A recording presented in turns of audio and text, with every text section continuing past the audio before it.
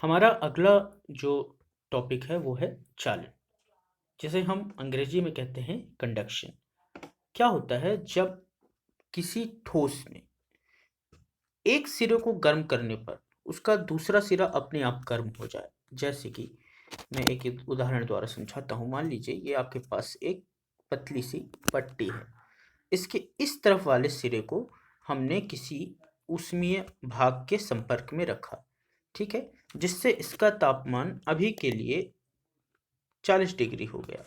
हम धीरे धीरे क्या देखेंगे कि इस तरफ का तापमान, मान लीजिए पहले 10 डिग्री था, वो भी धीरे धीरे बढ़ने लगा और तब तक बढ़ता रहा जब तक कि दोनों सिरों का तापमान 30 डिग्री या 20 डिग्री बराबर बराबर नहीं हो गया।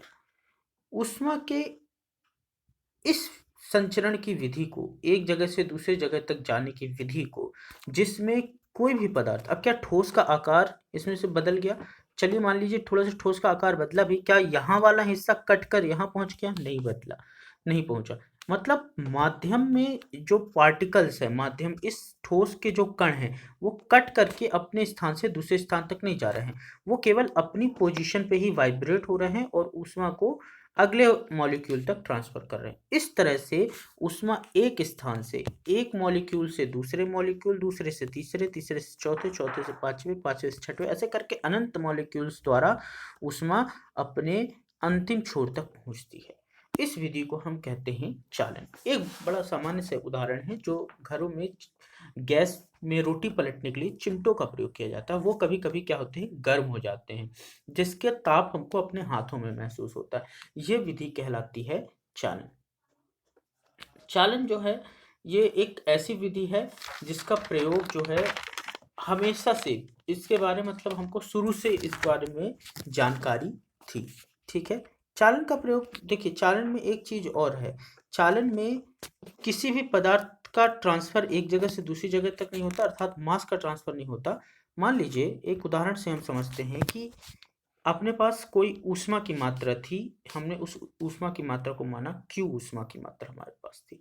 इस क्यू ऊष्मा की मात्रा को एक पोजीशन से दूसरी पोजीशन तक पहुंचने के लिए, मतलब पहली पोजीशन से दूसरी पोजीशन तक पहुंचाना है इस क्यू ऊष्मा की मात्रा को, तो इसमें कुछ ना कुछ समय हमको लगेगा, 1-2 सेकंड का। तो हमने मान लिया कि वो समय है टी। तो Q बटे टी, ऊष्मा को एक स्थान तक दूसरे स्थान तक पहुंचाने में लगा समय, है ना। ऊष्मा और उस समय की दर, सॉरी, ऊष्मा और उस समय का भागफल ऊष्मा स्थानांतरण की दर कहलाती है या ऊष्मा प्रवाह की दर कहलाती है। इसे H से दिखाते हैं, तो H बराबर होता है Q बाई टी। देखिएगा, ये Q बाई टी जो है किस पे निर्भर करेगा? सीधी सी बात है, ऊष्मा जितना अधिक तापमान एक वस्तु से दूसरी वस्तु तक पहुंचाना होगा, उतना ही ज्यादा Q बाई टी निर्भर करेगा। मान लीजिए इसका तापमान 100 डिग्री सेल्सियस है, इसका तापमान 10 डिग्री सेल्सियस है, तो ऊष्मा अधिक तेजी से इस जगह से इस जगह तक ट्रांसफर हो पाएगी। मतलब तापमान में जो अंतर है उस पर भी चीजें डिपेंड करती है। दूसरा, मान लीजिए एक ही तरह का पदार्थ है, ठीक है।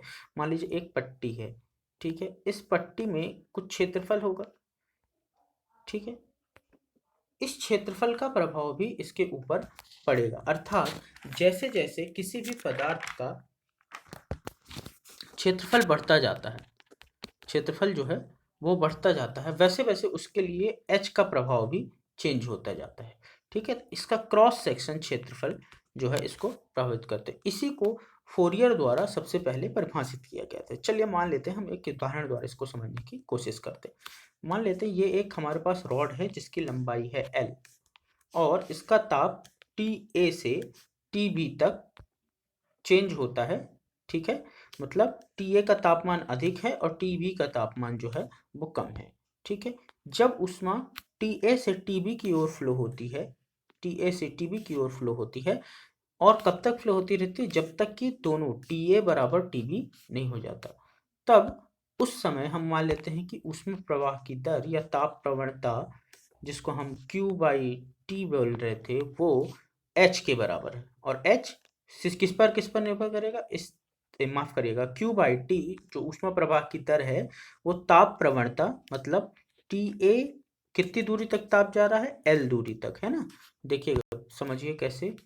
ये टी ए, ये टी बी, TA का तापमान अधिक है, TB का तापमान कम है, तो अधिक से कम की ओर जाएगा। कितनी दूरी तय करनी पड़ेगी इस ऊष्मा को चलने के लिए? L दूरी तय करनी पड़ेगी। तब ताप प्रवणता क्या हो जाएगा? TA माइनस TB कितनी दूरी चलनी पड़ी बटे L। ठीक है, मतलब आप ये कह सकते हैं कि ये एक तापांतर की दर,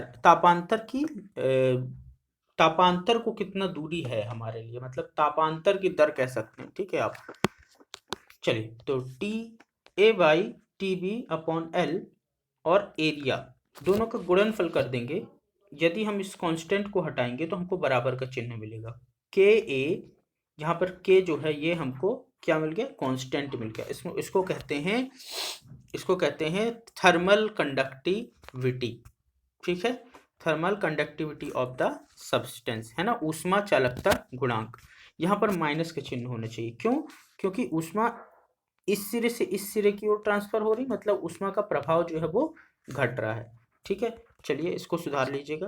ठीक है, और ठोसों में ये सबसे ज़्यादा होता है और सबसे तेजी से होता है। ठोस में चालन सबसे तेजी से होता है क्योंकि उसकी सतह पर जो मुक्त इलेक्ट्रॉन होते हैं, फ्री इलेक्ट्रॉन्स होते हैं, वो ऐसे घूमते रहते हैं। ठीक है, वो दिखाई नहीं देते हमको, पर वो होते हैं, है ना।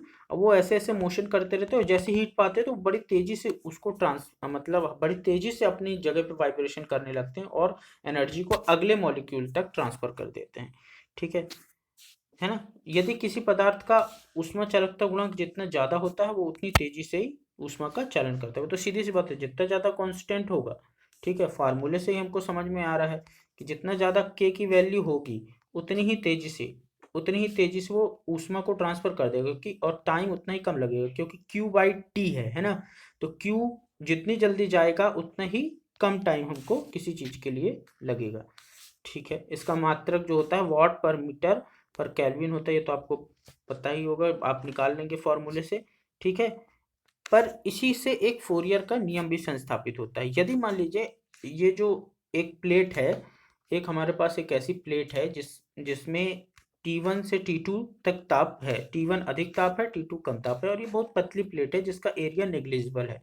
ऊष्मा T1 से T2 की ओर चलेगी, मतलब इस तरफ से इस तरफ की ओर चलेगी। कितनी ऊष्मा? Q। T सेकंड तक चलेगी, है ना। और इसका x जो है यहाँ से यहाँ तक की दूरी है, यानी लंबाई है मान लीजिए। ठीक है, तब फोरियर के नियम के अनुसार QK, है ना, QK जितनी ऊष्मा ट्रांसफर हुई वो किसके बराबर होगी? ताप में अंतर dt, मतलब T2 माइनस T1 बटे dx, ये जो दूरी का फर्क है उसके। इसी को फोरियर द्वारा ये नियम दिया गया था। जब हम इसके कांस्टेंट मार्क को इसको हटाएंगे, प्रोपोर्शनलिटी का चिन्ह हटाएंगे, यानी समानुपातिक का चिन्ह हटाएंगे, तब हमें माइनस के प्राप्त होगा। माइनस के सेम वैसे ही जैसा बताया था मैंने आपको, थर्मल कंडक्टिविटी कहलाती है। ठीक है, इसकी के यहाँ पर ऊष्मी चालकता है। ऋणात्मक चिन्ह विपरीत दिशा को, किसकी विपरीत दिशा को? देखिए क्या होता है, ऊष्मा तो यहाँ से यहाँ की ओर फ्लो हो रही है। ठीक है, ऊष्मा यहाँ से यहाँ की ओर, पर तापमान क्या हो रहा है? यहाँ से यहाँ तक आने पर तापमान घट रहा है।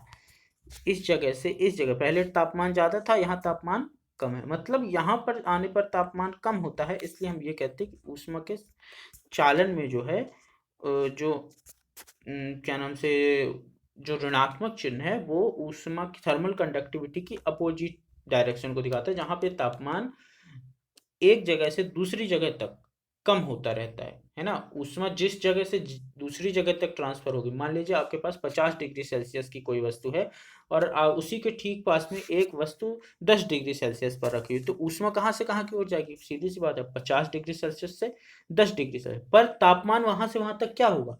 कम होने लगेगा, यानी 50 का तापमान घटने लगेगा और 10 का तापमान बढ़ने लगेगा। कब तक? जब तक कि दोनों का तापमान एक बराबर नहीं हो जाता। ठीक है, तो ये पॉइंट आप नोट में रखेंगे, है ना। चालन आपको ज़्यादातर जगह पर देखने मिलेगा। ठीक है ना, चालन आपको जब भी कोई भी ठोस गर्म होता है तो वहाँ पर आपको चालन की बारे में ही पता चलता है। कभी कभी देखते हैं कि हम वायर्स जो होती हैं वो गर्म हो जाती हैं। ठीक है, कभी कभी हम देखते हैं कई पदार्थ रखे रखे गर्म हो जाते हैं, है ना। कई बार आप ये देखते हो कि यदि आप का मोबाइल चार्ज पे लगा हुआ है और वो हीट हो गया है, तो आप उसको छोड़ के जब जिस जगह पर वो रखा हो उसको टच करोगे तो आपको वो भी गर्म महसूस होता है। ये सब कुछ चालन के कारण ही संभव होता है। इसके बाद हम अगला टॉपिक पढ़ेंगे संवहन। इसका फॉर्मूलेशन जरूर याद रख लीजिएगा और इसको पढ़िए। ठीक है, थैंक यू वेरी मच।